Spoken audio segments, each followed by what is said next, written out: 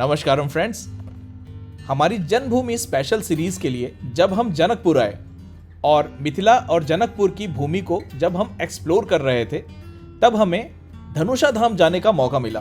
धनुषा धाम यानी वही जगह जहां पे पिनाक धनुष का एक टुकड़ा आज भी सुरक्षित है। हमारी शूट से वापस आने के बाद जब हम अपनी रिसर्च कर रहे थे, तब हमें धनुषा धाम के बारे में ऐसी कहानियां जानने को मिली जो कि बहुत ही ज्यादा इंटरेस्टिंग थी, और हमने डिसाइड किया कि धनुषा धाम को लेकर हम एक डेडिकेटेड एपिसोड आपके लिए लेकर आएंगे। तो चलिए आगे बढ़ते हैं और महादेव के शक्तिशाली पिनाक धनुष के बनने और जनकपुर पहुंचने की कहानी जानते हैं।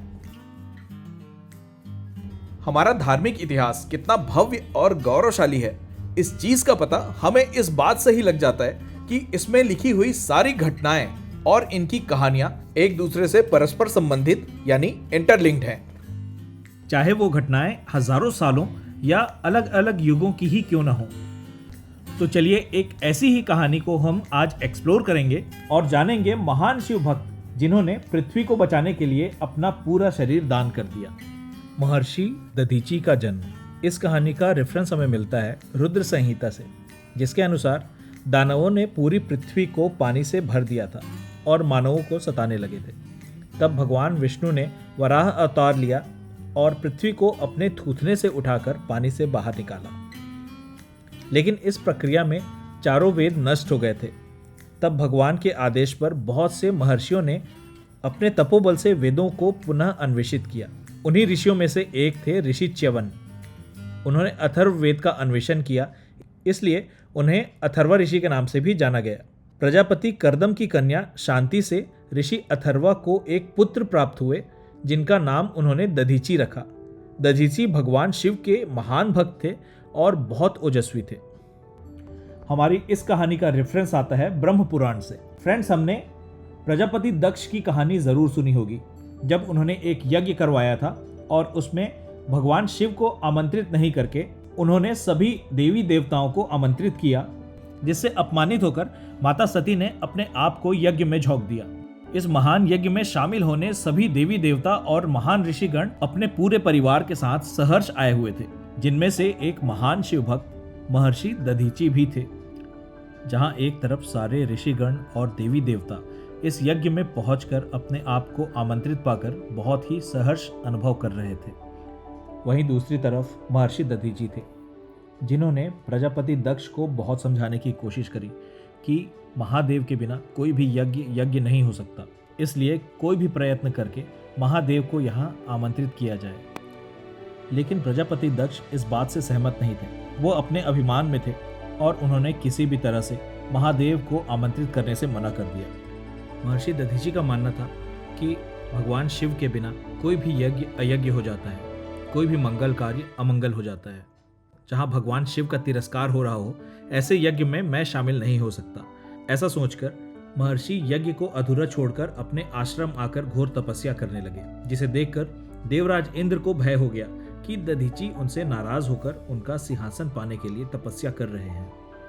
तपस्या भंग करने के लिए उन्होंने सर्वश्रेष्ठ अप्सरा अलम्बुशा को कामदेव और बसंत ऋतु के साथ उनका तप भंग करने के लिए भेज दिया। लेकिन इसका कोई भी असर महर्षि दधीची पर नहीं हुआ और उनकी तपस्या अचल रही। फिर इंद्र ने सैन्य शक्ति और अस्त्र शस्त्र का भी प्रयोग किया, लेकिन भगवान शिव की कृपा से ऋषि पर इसका कोई भी असर नहीं हुआ और अंत में ऋषि की कठोर तपस्या से भगवान शिव बहुत प्रसन्न हुए और दधीची को दर्शन देकर वरदान मांगने को कहा। महर्षि ने महादेव से ब्रह्म ज्ञान की प्राप्ति का वरदान मांगा और भगवान शिव ने प्रसन्न होकर उन्हें एवं मस्तु कहा और वो अंतर्ध्यान हो गए। और इस तरह महर्षि दधीची ने अलग अलग समय पर अलग अलग साधनाएं करी और अलग अलग वरदान प्राप्त किए, जिनमें अश्वशिरा होने के अलावा उन्होंने भगवान शिव से 3 और वरदान मांगे, जिनमें अपनी अवध्यता, अपनी वज्रमय अस्थि और अपने लिए सदा अधीन बने रहने का वरदान उन्होंने प्राप्त किया। महर्षि दधीची की दानशीलता। इस कहानी का रेफरेंस हमें शतरुद्र संहिता और महाभागवत से मिलता है। एक बार वृत्रासुर नाम के राक्षस ने सभी दैत्यों के साथ मिलकर सभी लोगों पर विजय पाली। देवता पराजित होकर श्री ब्रह्मा जी के शरण में पहुंचे और उन्होंने अपनी समस्या बताकर समाधान पूछा। देवताओं की बात सुनकर ब्रह्मा जी ने कहा, महर्षि दधीची नाम के एक महामुनि हैं जो परम तपस्वी और महादेव के परम भक्त हैं। उन्होंने तपस्या करके अपनी अस्थियों को वज्र से भी अधिक शक्तिशाली और दृढ़ होने का वरदान प्राप्त कर लिया है। वृत्रासुर अपने से उच्चतम तपस्वी की अस्थियों से बने शस्त्र से ही नष्ट हो सकता है। इसलिए आप सभी ऋषि दधीची के पास जाकर उनसे प्रार्थना करें, वो अवश्य ही अपनी अस्थियां आपको दान में दे देंगे।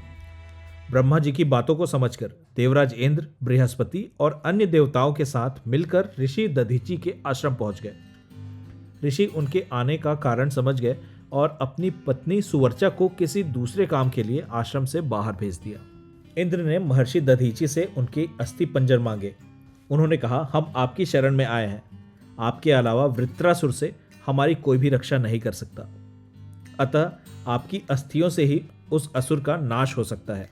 इस पर महामुनि ने कहा, सभी मनुष्यों की तरह मुझे भी अपना शरीर बहुत प्रिय है और इसकी रक्षा करना हमारा पहला धर्म है, क्योंकि बिना शरीर के धर्म के कार्य नहीं किए जा सकते। मैं कैसे ये शरीर आपको दे दूं? जिस पर श्री विष्णु जी ने कहा, सबसे बड़ा धर्म परोपकार है और शरणागत की रक्षा करना महान धर्म है। इसलिए आप अपनी वज्रमयी अस्थियां हमें दान करने की कृपा करें, नहीं तो संसार धर्म और वेदों से वंचित हो जाएगा। ऋषि दधीची ने भगवान विष्णु की बात सुनकर कहा, मैं तो आपकी धर्मोपदेश सुनना चाहता था भगवान। ये शरीर तो नश्वर है, अगर इससे कुछ अच्छा होता है तो मैं इसे त्यागने के लिए तैयार हूं। इतना कहकर उन्होंने समाधि ली और देह त्याग दिया। दिव्यास्त्रों का निर्माण। हमारी इस कहानी का रेफरेंस मिलता है महाविष्णु पुराण में। भगवान विश्वकर्मा ने ऋषि दधीची के अस्थियों से अनेक अस्त्रों का निर्माण किया। रीढ़ की अस्थियों से इंद्र का वज्रास्त्र, ब्रह्मा जी का ब्रह्मशीर, भुजाओं से विष्णु का सारंग धनुष, मस्तक से महादेव का पिनाक धनुष, वरुण का गांडीव धनुष और बचे हुए अस्थियों के अंशों से 10 दिक्पालों के लिए 10 दंड बनाए गए। अस्थियों के अलावा बाकी अंशों पर नमक का छिड़काव करके आश्रम की 1 लाख गायों से चटवा दिया गया, ताकि कोई भी अंश व्यर्थ ना जाए। इन अस्त्रों की खास बात ये थी कि ये सभी अस्त्र दिव्य थे। ब्रह्मा जी ने इनमें जीवन शक्ति प्रदान की थी। ये प्रयोग करने के बाद प्रयोगकर्ता के पास वापस लौटकर आ जाते थे। ये आवश्यकतानुसार आकार और शक्ति में छोटे बड़े किए जा सकते थे। और इन अस्त्रों से वृत्रासुर की मृत्यु हुई। धनुष मिथिला कैसे पहुंचा, इस चीज को लेकर भी बहुत सारी कहानियां प्रचलित है, जिनमें से एक कहानी के अनुसार महाराज जनक, महर्षि परशुराम और लंकापति रावण तीनों ही भगवान शिव के परम भक्त और शिष्य थे और महादेव की राजा जनक पर विशेष आस्था थी। इसलिए उन्होंने भविष्य में होने वाली घटनाओं के बारे में सोचते हुए अपना पिनाक धनुष राजा जनक को धरोहर के रूप में दे दिया था। वहीं दूसरी कहानी कहती है, जब राजा कार्तवीर्यार्जुन ने महर्षि परशुराम के पिता ऋषि जमदाग्नि का वध किया, तब परशुराम ने क्रोधित होकर पृथ्वी को 21 बार क्षत्रियों से खाली करने का प्रण लिया था। श्री ब्रह्मा जी से परामर्श लेकर वो भगवान शंकर के पास पहुंचे और उन्हें अपने प्रण के बारे में बताया। महादेव ने उन्हें त्रैलोक्य विजय कवच के साथ कई दिव्यास्त्र भी दिए, जिससे परशुराम ने कार्तवीर्यार्जुन के साथ साथ 21 बार पृथ्वी को क्षत्रियों से शून्य कर दिया। जब वे भगवान शिव को दिव्यास्त्र वापस देने गए तो महादेव ने अपना पिनाक धनुष परशुराम जी को दे दिया और इसे मिथिला के राजा जनक के पास सुरक्षित रखने का आदेश दिया। इस प्रकार ये धनुष जनकपुर में स्थापित हुआ और वहां ये पूजनीय देवताओं के जैसे ही प्रतिस्थापित किया गया।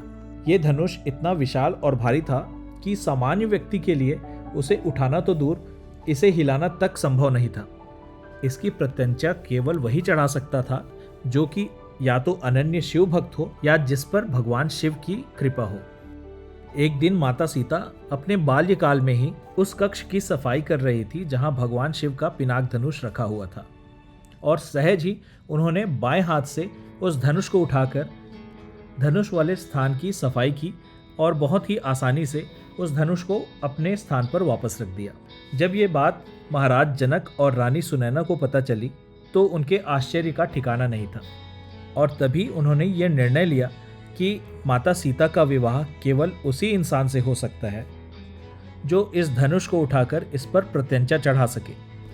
और इसके बाद की कहानी तो हम सभी जानते हैं कि कैसे विभिन्न स्थानों से आए हुए अलग अलग राजाओं ने इस धनुष को उठाने की कोशिश की, लेकिन वो इसे हिला तक नहीं पाए, और कैसे बड़ी ही आसानी से भगवान श्री राम ने इस धनुष को ना सिर्फ उठाया बल्कि उसके 3 टुकड़े भी कर दिए, जिसका एक टुकड़ा जनक महल से ही थोड़ी दूर धनुष कुंड है वहां जाके गिरा, एक हिस्सा दक्षिण भारत में जाके गिरा जिसे धनुषकोडी के नाम से जाना जाता है, और इसका तीसरा हिस्सा गिरा धनुषा धाम नामक स्थान पे, जहां ये आज भी सुरक्षित और संरक्षित है। इस स्थान के बारे में कहा जाता है कि यहाँ धनुष का आकार धीरे धीरे पूर्व दिशा की तरफ बढ़ रहा है। तो फ्रेंड्स, अगर आप जनकपुर आए हुए हैं तो धनुषा धाम एक मस्ट विजिट प्लेसेस में से एक है जहां आपको आना ही चाहिए। कहा जाता है कि ये रामायणकालीन एकमात्र ऐसा स्थान है जो कि आज भी सुरक्षित और संरक्षित है। तो फ्रेंड्स, आपको हमारा ये एपिसोड कैसा लगा हमें ज़रूर बताएं। मिलते हैं बहुत जल्द नेपाल की और भी बहुत सारी चीज़ों को एक्सप्लोर करते हुए। Stay tuned and keep watching AS explores.